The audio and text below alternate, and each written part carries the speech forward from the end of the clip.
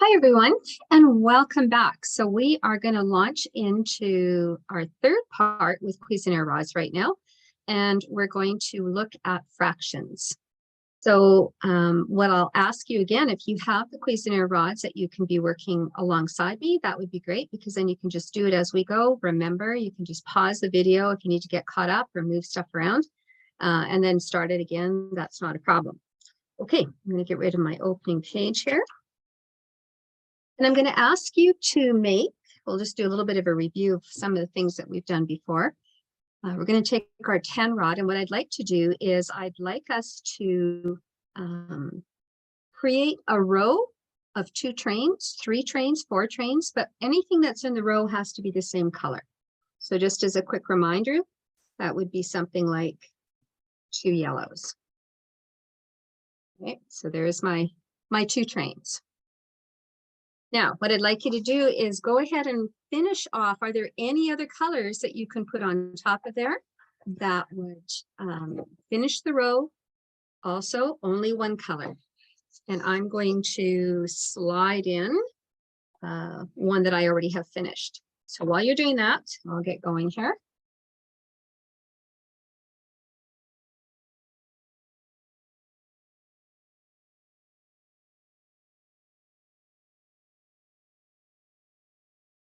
Now, the one that we're building right now, just going to straighten mine out a little bit.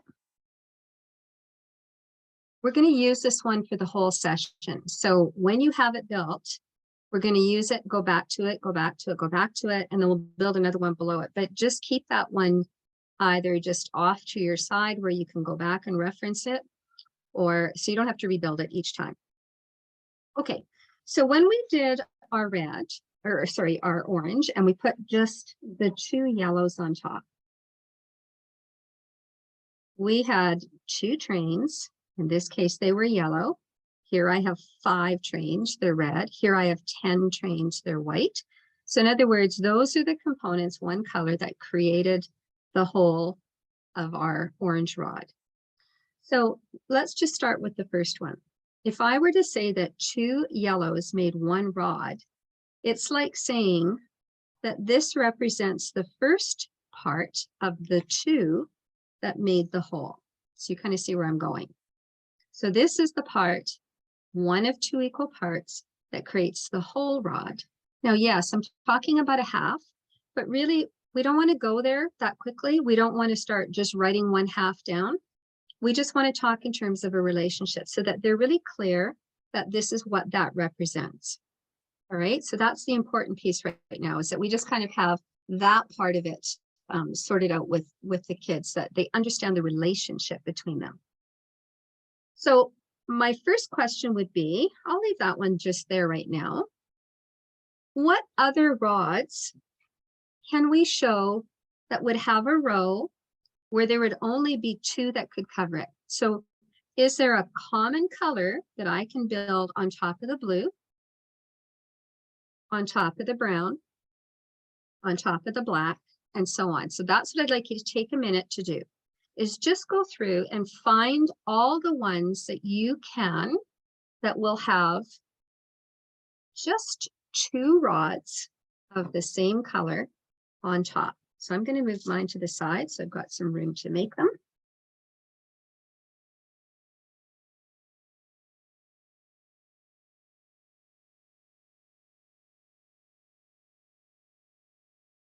And it's kind of, I mean, I know we can figure that out, but not every rod obviously is going to have one that can have 2 equal colors. And it's because we have odd and even numbers. So we're going to be picking odd and even rods because those ones we know will have 2 that can fit. So what we're trying to do is build, without getting into the whole conversation about a half and a fraction, we're doing this just as a model first. So here I see all of my possibilities. Okay. So when I'm looking at some of these, so here's my 1 out of 2, my 3 out of 6, my 4 out of 8, and my 5 out of 10. I'm trying to get the idea that when I'm working on each one of these is I have to build a whole, and they have been dealing with the rod so far. The rod has always been a whole rod. It's not a chunk that we break off. So that's how we're just presenting the whole. Eventually you are going to go into 1/2. You are going to talk about a numerator and a denominator, but there is absolutely no rush for us to get to that point. Okay. So give them time to build that. There is no race to get through that. What I'd like you to do now is go back to your 10 that you built. And the kids could have done this too, right? They could be building the 10 and leaving it on their desk. So if I look at the 10 that we built, if this we related as 1 yellow out of 2, how would we talk about 1 of the red? What would that be? So in this case, I had 2, and I said this is 1 out of 2 that makes a whole. This is 1, 2, 3, 4, 5, or it's 1 out of 5 that takes to make a whole. And I can count them, and I can see them. And then the same thing with the white. I have 10 of those, so it takes 10, or 1 of those is only 1 out of the 10 possible that make that rod. So it's really important that we can show students that that exists in multiple ways. There's another question that we might want to ask them. If we said that this was a half, and remember in the new curriculum, the students have already talked about halves in words, not in symbolic measure, in words, halves and quarters. So we might even ask them the question, when you talk about a half of a sandwich, you think of what that might be. How does this become a half, and this become a half, and this become a half? That's an important question for them to wrestle with. Those are all halves. They all show a half of a whole rod that we've been playing with. This is our whole orange, our whole dark green, and our whole red. And we're familiar with the rods. I only used 1 of them, so I'm only building, just like when we cut it for subtraction, I'm only got half the rod on top for the whole rod on the bottom. But if each one of these is a half of something, how is it that I can call this yellow a half, this light green a half, and this white a half? So it'll be important to have that conversation about, and hopefully in the discussions that they have and answers that they give you, they're going to say, well, it depends on what we started with as a whole. And that's exactly right. The whole determines the size of the half. So the relationship of the one part to the whole is the same for all of them. It means the same thing, but its value and its length can vary depending on what the whole was. Okay, so we talked about what are the possibilities in our tens. So this one would be 1/5. This would be 1 out of 10. This is 1/2. So what we're also getting to at that point is we're talking about what does 1 unit represent of this orange? 1 unit in yellow is this long. 1 unit in red is this long. 1 unit in white is just one of the small squares. So if you think of the word unit, unit means 1. And so when we start talking about a unit fraction, it's saying what is the smallest fraction, in this case of that color, that I can create that is part of my whole. In this case, we're always working with the orange rod. So I would need 2 units of yellow. I need this yellow and this yellow to make the orange. I need 5 units of red to make the orange. I need 10 units of white to make the orange. So this lends us to getting to the part about grade 3s where there is an emphasis on unit fractions. And it's not that we've never taught unit fractions, we've always taught unit fractions. But we maybe haven't taught unit fractions to the extent that we have when we teach students how to count. We are very deliberate. We're saying, we take great deal of time to make sure that they go 1, 2, 3, 4, and that there's conservation of number, and that they can count it on a number line, that they can write them in order. So why is it that when we teach a unit fraction, We don't always give that the same amount of emphasis. And in actual fact, if we said that counting by a unit fraction would be just as important as going 1, 2, 3, 4, 5, because it is.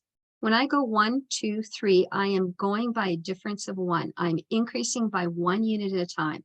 So my unit count is 1, 2, 3, 4. Here, my unit count is 1/2. This is my first half. This is my second half. 2 halves made a whole. This is my first fifth, my second fifth, my third 1/5, my fourth 1/5, my fifth 1/5. My fifth 1/5 makes the whole. So students could learn to count unit fractions in the same way. Then we would have an opportunity for them to perhaps understand why we do what we do when we are adding fractions and subtracting fractions, and we start talking about something like a common denominator.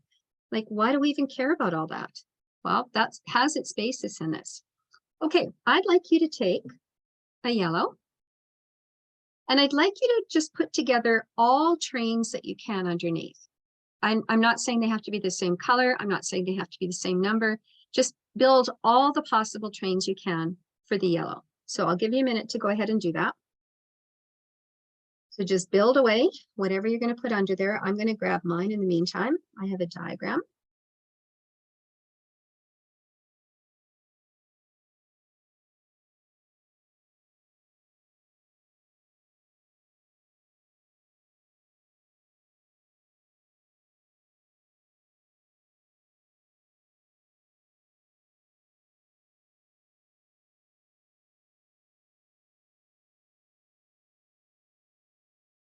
Okay, so when I'm doing this question, I just created all of my possibilities, and my order can be completely different than yours, right? It doesn't have to be exactly the same, but you're going to get the drift of what I'm going to say.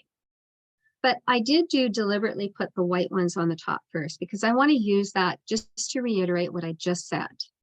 So when I talk about having a unit fraction, a unit, something that makes something up, what are the components of it? If I were to look at the whites create units. This is 1, 2, 3, 4, 5. So it takes 5 whites to make a yellow, or each one is 1 out of the possible 5 that would build this. So this is a 1/5. This is a 1 out of 5. This is a 1 out of 5. This is a 1 out of 5, 1 out of 5. So if I said to students, could you show me in repeated addition? Okay, and we're moving ahead here. Oops, sorry, 5. How would I get my yellow rod? Well, I would take 1 out of the 5, another 1 out of the 5, another 1 out of the 5, another 1 out of the 5, and another 1 out of the 5. And that would give me a yellow, which is the same as saying I have 5 1 out of 5s. So when we do it this way, it's like skip counting on a number line. It's like saying I went a 1/5 jump, another 1/5 jump, another 1/5 jump, another 1/5 jump, and the final one is the one that gave me the 1, the whole yellow in this case. So then I can start to think about, well, what if I've done a red and talked about a red and a white? Sorry, I'm getting a messages come up here. So if I had a red and whites here, and it doesn't matter where you put it, you can mix them up. I can see that a red, we already know, is worth 2 whites. So if this is a 1 and a 1 jump out of 5, that makes this a 2 out of 5 jump. So I'm just going to start to have them right. I don't have to have them know anything about common denominators. All I'm asking them to think about is how we expressed our white numbers to start with. And then I still got this 1/5 and 1/5 and 1/5. But I think you can see where I'm going with this. Q plus 1 plus 1 plus 1 gives me 5 out of 5. So then they start to see that there's different blocks that I can put in here, and to figure out how long the block was, well, I can just look up here and see how many whites it took if they don't remember. We already did that in the first video. So then this would be a 3/5, and the other one would be a 2/5. We just did that, and that gives me my 5/5. Or I have a 1/5 and this one is 4 long. So I have 1/5 and 4/5. Or 2/5, 2/5, and 1/5. The discussion about common denominators comes up much later. We're just doing this in terms of simple units that they've been counting all along since we first started with the Cuisenaire rods. But when I was saying it, it's just like going on a number line. So if we think about, if I put a block here, a block here, a block here, a block here, a block here, and I say that one unit, oh, okay, and this is an example of where that doesn't fit, so I'm just going to keep it off of there. So this is my yellow. It got distorted in the photocopy. This is my first 5th jump. So I could mark it as 1/5 for now. This is my second 1/5 jump. This is my third 1/5 jump. And my fourth 1/5 jump, and my fifth 1/5 jump. So some students will automatically write them that way. This is my first 1/5 jump. This is my second. I'll put a 2. This is my third. So they're adding them as they go so that when they get here, it's 5/5. And then if, I apologize, it doesn't fit, but if it had gone just like this, we'd say, what did you just build? Well, I built one yellow. That's right. You built a hole. You built the one hole. And notice that I don't care that it's a denominator. We're talking about a hole. So I built a whole rod.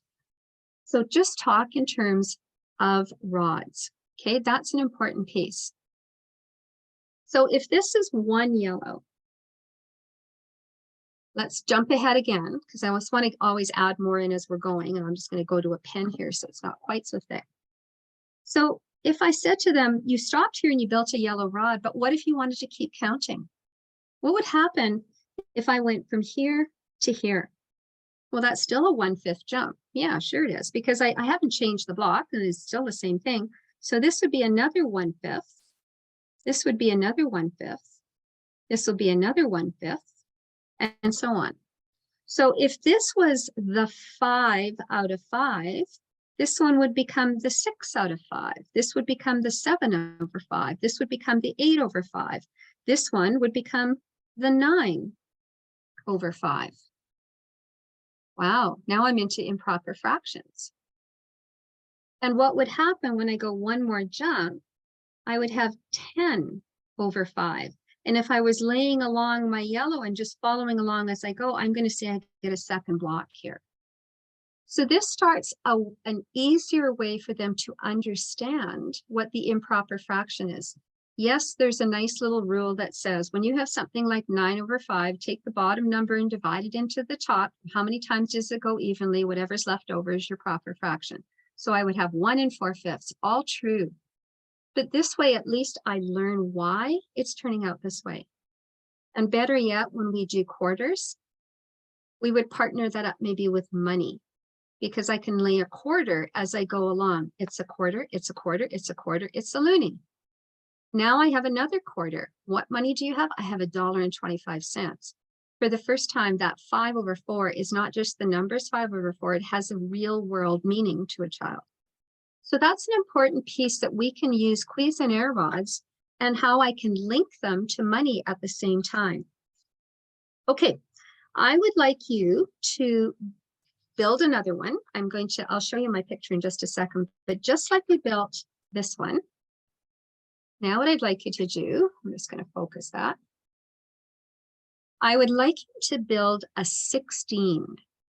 Okay, so I'm going to take my orange rod, and this time I'll actually turn mine over.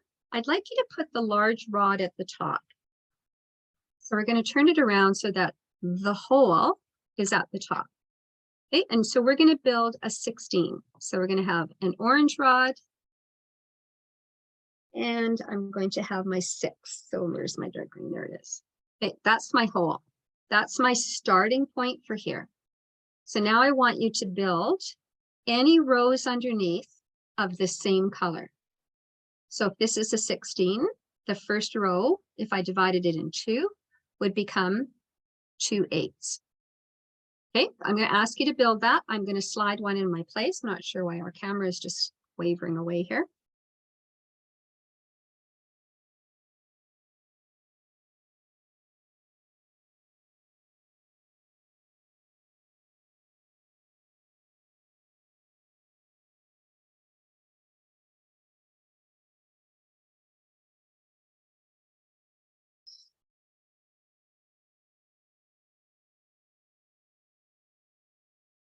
Okay.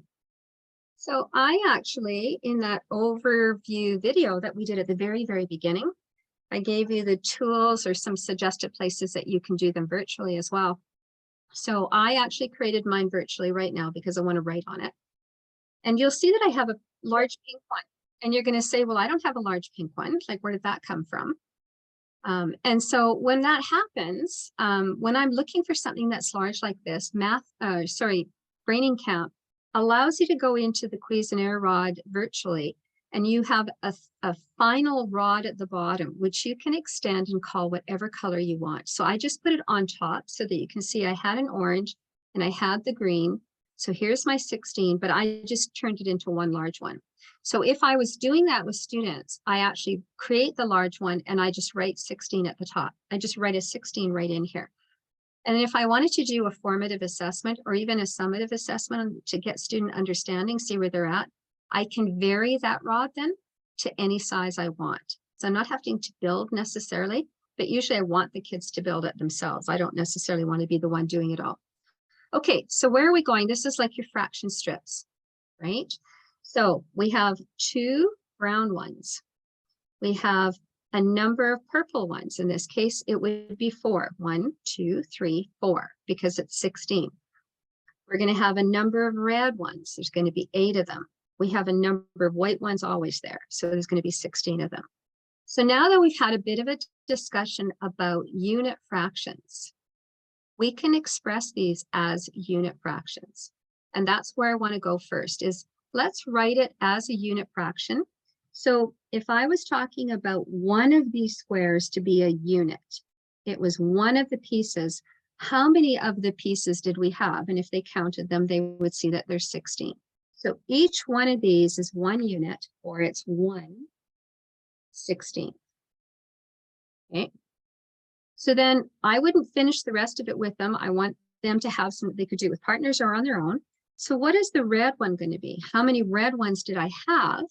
And how will I write that one? And since there's 8 of them, then this becomes my 8th row. Each one of those reds is a 1/8. So it's like saying, I'm going to circle this one. This is my 1/16. Here's my 1/8. Okay, so they're seeing that they're getting bigger. So this one I had 1, 2, 3, 4. So this would be my 1/4. Each one of those is a 1/4 jump to get from one end to the other. The browns are 1/2. I got 1 jump to here and 1 jump to get to the end. So that gives me the starting points for 16. But it also gives us a conversation about a couple of things just visually right off the bat. What are we noticing about the numbers in the bottom? Okay, and we can talk denominators coming up soon, but what do we notice about those numbers in the bottom and the numbers of tiles or rods that we have in each row? So we're looking for them to come up with the notion or the understanding that the bigger the number in the bottom or the denominator, the smaller the piece. I had 16 whites and they were the smallest one of all. That was the most I had, but they were small. And then I had a little bit less of 8s, so the number's smaller, and they got a little bigger than what the whites were, right? And that conversation, having that for them to realize it. Because at some point you want to ask them a question like, is 1/16 less than 1/4? What are you testing for? You're testing to see whether or not they're thinking in terms of relationships and they understand relation of the rods to whole number counting. If they say that 1/16 is greater than 1/4, you still have a student who's thinking in terms of whole numbers. They're thinking 16 is bigger than 4, so that's how it works. But if we do it this way, we say, what do you notice about the size of the ones at the bottom? Oh, they're really small compared to it. They get bigger as you go. So it's that inverse relationship. The larger the denominator, the smaller the piece. The larger the piece, the smaller the denominator. That's the inverse relation. It's stated in one of your resources that you have. Okay, so let's have a look here.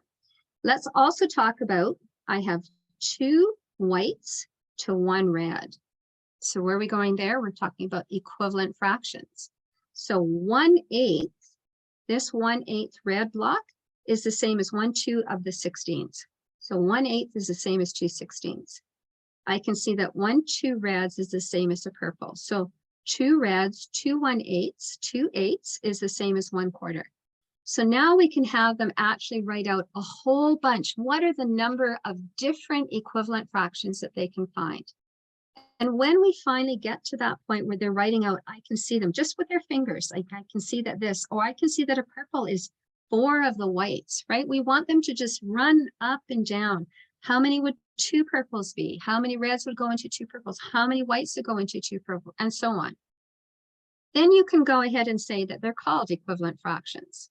And we can have the conversation that we said that 1/8 is the same as 2/16.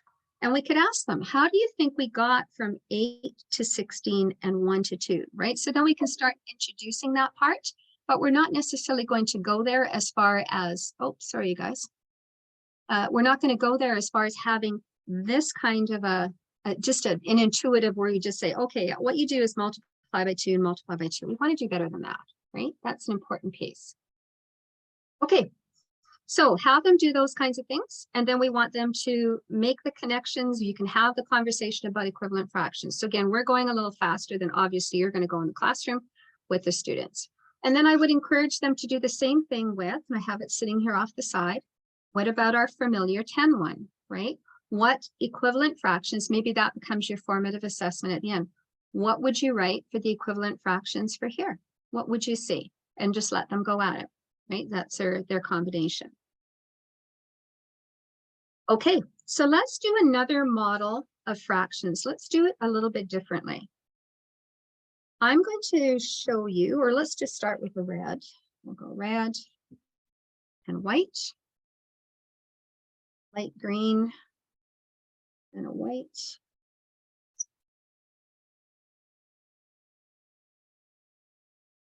And then I have a red and a green. Okay, so if you want to build one, I'll just give you 1 second here to grab it. So you need whites, greens, and reds. So what I want to do now is I want to model the parts. We talked a little bit about how I make the whole. So now I want to go 1 step further and see if they can identify what these wholes and parts are. So what part am I seeing in this one? I know this is too long and I see 1, so this is 1/2. So if this is 1/2, what do I see here? Well, I know this is a 3. I know that's 1 long. And if they don't know, remember, we can always remind them, I'm not going to tell you that it's 1/3. I want you to check. If you're not sure, put some more whites on top. How many whites go there? But you only had 1. So how many was that 1 out of all of them? So 1/3. And then same thing over here.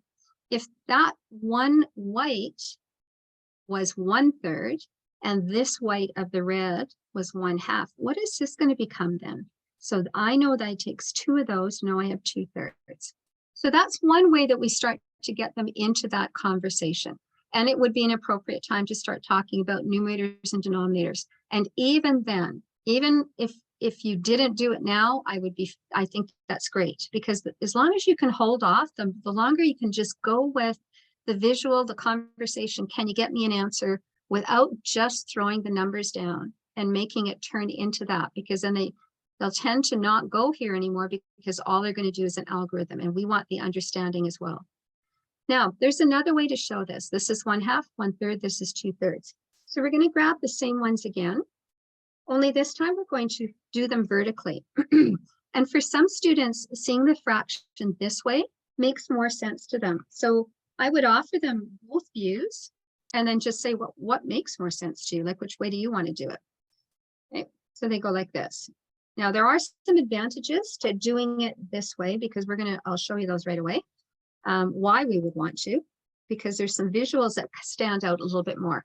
But I could do it this way. So the very one on the left is your numerator, and the one on the right is your denominator. So we just tell the students that when we turn it, whatever's on the left is the part, whatever's on the right is the whole. All they need to really remember is what the whole is. Okay, get the idea? So here's 1/2. This would model 1/3. This would model 2/3. And if they say, I don't really know how that's 2/3 again, I could line 2 white ones up right beside it to see how many I would need. And then I can determine that it's 2/3.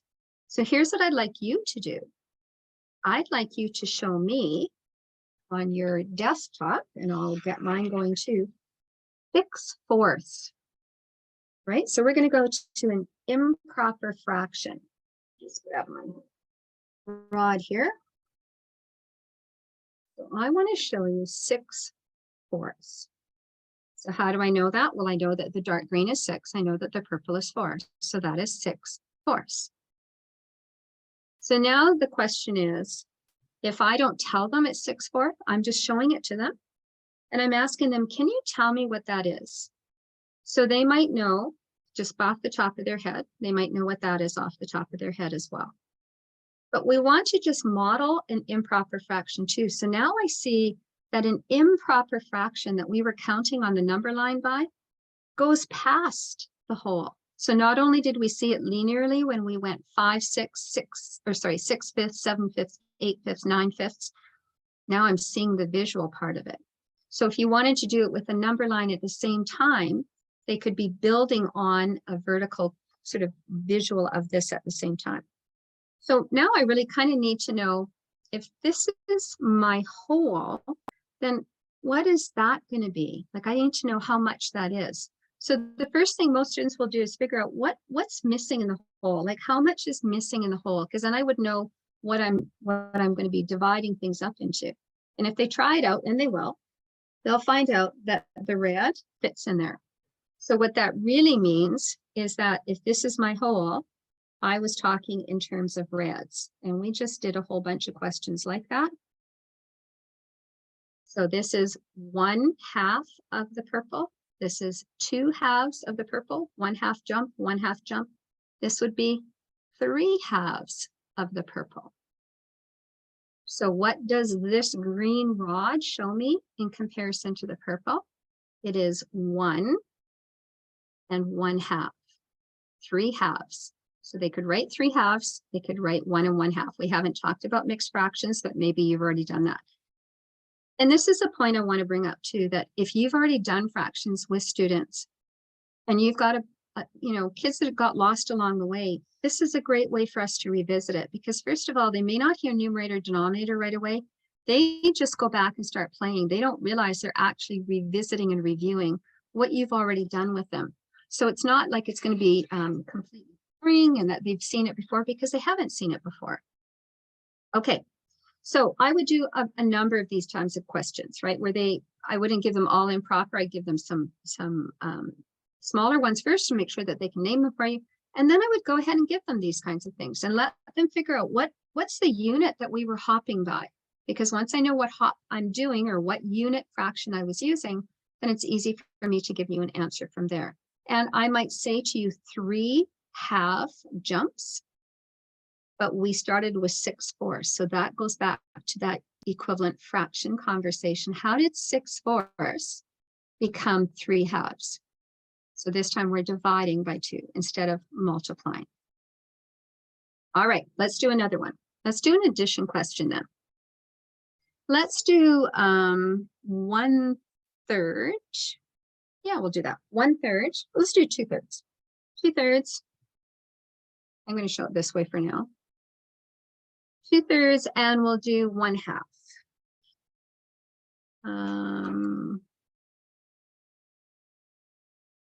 Yeah, we can do 1/2. And my 1/2 will look like this. Okay, so I'm going to just write it with our marker that we can see it. We have 2/3. And I want to add 1/2. So the first thing that we say to them is that possible? And some kids will say, yeah, we'll just stick them together. Say, well, the holes that they're sitting on top of aren't the same color. So that's a bit of a problem. We need to have them the same color. And that's important even when we talk about fraction blocks. Same color becomes critical. So same story is going to be here. We say, okay, well then, what can we do? Let's see if we can find a color that purple and green would have in common. So what I'm going to suggest to them is, well, this one's definitely longer than this one. So I need to, if we added another green one on here, do you think that would work? No, it'll still be odd. So let's partner them, match them, piece by piece, top and bottom. Just keep going until all of a sudden we find that we end up with the same length. So go ahead and do that. You're going to need lots of the 4s. I'm going to take this one and I'm going to add another one on top of that. So I'm just duplicating. That's all I'm doing. I'm going to duplicate on top. And I would even suggest putting these on grid paper because then it's easier for them to see it right away.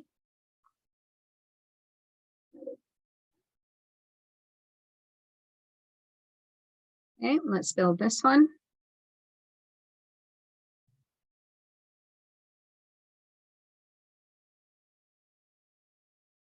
And this one. And some of them, you know what they'll do is they'll just start building right off their page. And that's okay. Let them do it until they realize that maybe they don't need all of those.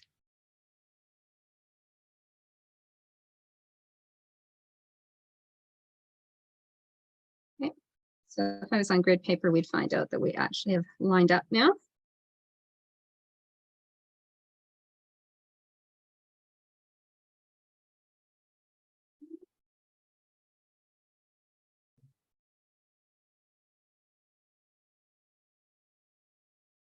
Okay.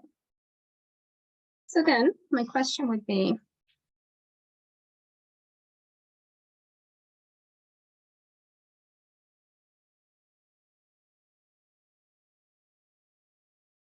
so are we done? Are they going to be the same? That's kind of where we're looking at right now. Or have we gone too far? So remember, I'd like the top part to be the same as the bottom part. And if I'm going to use, I'll just use my orange. When I do that, and for those kids that go off their page, we can say, did you notice that right here? They were the same length. Okay, well then let's take those off. And let's slide the reds together.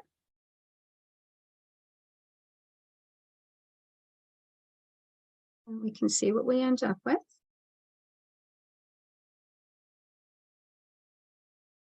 And so when we put these together, what numbers do we see in common here? When their total length here is 3, 6, 9, 12. 4, 8, 12. So my total length was 12 in each one. And what do I have on top? I have 2, 4, 6, 8 12s. And here I have 2, 4, 6 12s. So 8 12s and 6 12s could be 14 12s. We could have gone smaller, but that's okay. So what we're actually asking them to do when we find a common denominator is simply find a common length of it. And this is where finding it on a grid paper like this makes it easier for them to lay out, because then you can also see where their lines are parallel. If I ask them questions like which number is bigger, which number is greater, and I had to make a comparison, I still need to have a common denominator. That's going to be important for them to have. So those are the pieces that we kind of want our students to make sure that they're solid in. I can convert them. I can change them to the same length. I can count out the bottom. I can count out the bottom here. Should have stopped at 6 anyway, but that's all right. And then we can go from those pieces as we move ahead. But right now I can't go. You're probably saying, well, why didn't you just use a common denominator of 6? Well, in this case, I started with a 4 and I started with a 3. So I had to keep going, in this case, 12. And yes, I'm going to end up with a number where I have to reduce it, the equivalent fraction conversation. So that's why we want to have that before we do the addition piece. All right, so Lots of questions where they get to practice that will be important. Okay, the last piece I want to do with you today is go back to your 10 again. We're going to use that guy a lot today.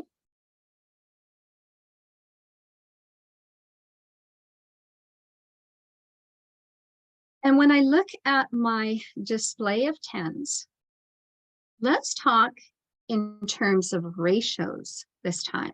Because remember how strongly ratios are linked to the understanding of fractions. So I'm just going to straighten this out.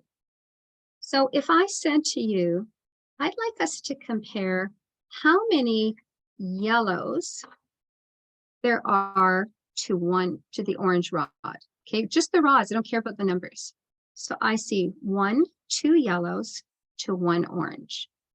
And we show the students that we can write that as 2 yellows to 1 orange. Okay, so, and I wouldn't write all these necessary words out later, but we are going to start with. So for every 2 yellows, I got 1 orange. And then you might want to ask them, do you think it would be different if I said to you, how many oranges to yellows? And that's significant in ratios, remember. You need to know the order that you're comparing. So yeah, because in this case, the orange, I only need 1 orange to 2 reds. So it would be 1 orange to 2 reds. The order is significant. So for every 2 yellows, I get 1 orange. What would I say about the reds compared to the orange? How many reds to an orange? So they can count them. 1, 2, 3, 4, 5. For every 5 reds, I have 1 orange. So 5 reds to 1 orange. And later we're going to show them too. Whoops. That we're going to go 2 to 1. But in the question, I need to be explicit to you what order they're going to be and what it is you're comparing. So what if we ask them, why don't you compare reds to yellow? So reds to yellow, there are 5 reds for every 2 yellows. That's what makes an orange, 5 reds for every 2 yellows. So we would really like them to practice getting different combinations together. So again, it gives me a chance then to say, I want you to build all of the picture for a brown, right? So they build their brown, put all their rows in that they can make, and then we can ask them, what kinds of ratios could you write? Don't necessarily tell them everyone. What could you write? Have them decide, I'm going to have these 2 for that brown one. I need this one for that brown one. So let them show you that they clearly understand those 2 different pieces that you want them to cover. Okay. All right. So ratios are important, and I can do that. This also allows me to just revisit even what we talked about in the last one, and that's multiplication, right? Now I can see the picture of the math facts for 10. How do I see that? 2 groups of 5. 2 times 5 is 10. 5 times 2 is 10. 10 times 1 is 10. But now I can also ask the question, when I take 10 and divide it into 2 groups, here's my 2 groups, how many would be in each group? I know a yellow is 5, so my answer is 5. If I take 10 and divide it into 5 groups, well, the reds have 5 reds. There's my 5 groups. How many in each group? 2. So the basic division facts and multiplication facts that we create when we build these are just as powerful as just the straight multiplication was. If I take 10 and divide it into individual groups of 1, how many would I have? I would have 10. I can count them. So this is the flip side of our multiplication conversation. So at the beginning, at any time when we were doing the math facts, we could now say, I want you to go back now and build the same ones again for each rod. So have them do the blue, the brown, the black, like every rod gets its own build. And remember, like some of them, like 7, will just be the 7 rod and the 1s. That's all that's in there. And that's okay for them to learn. But then I can see what my math facts are, and then I can do a division question. And I can see what that division question looks like. And then as they get better and bigger, then build one like we did with the 16, where we had larger. Take the 10s and make larger combinations. Yes, these are going to get bigger, but what they're doing is they're building those fraction strips, and that's an important piece for them to have. Okay, so I hope that helps just to get us going for a little bit of the understanding of fractions, how I'm going to sort of move into the understanding of fractions. If they're really good at handling this and answering the questions, then we're okay to also parallel the work on the side with numerator and denominator, the symbolic work. But there's no rush to bring that in. Make sure they're solid in understanding a rod as a whole. They're used to holding the rods. That's the whole rod. What's the whole yellow rod? It's right here. It's in my hand, right? So that they get. If we jump to that whole numerator denominator thing too quickly, we run the risk again of it just turning out to be a memorization of a process and very little understanding of what the skill is all about. Now we may do a part 4. Right now we'll stop here and I'm just going to get other ones put forward, but I may do a part 4 on decimals so that we can use these to now unpack decimals at the same time. So thanks very much, everyone. I hope this gives you a good start. Again, if there are ever any that are on the list that you don't see, I've already had one person email me. Please let me know and I will be glad to add one in. Thank you again very much.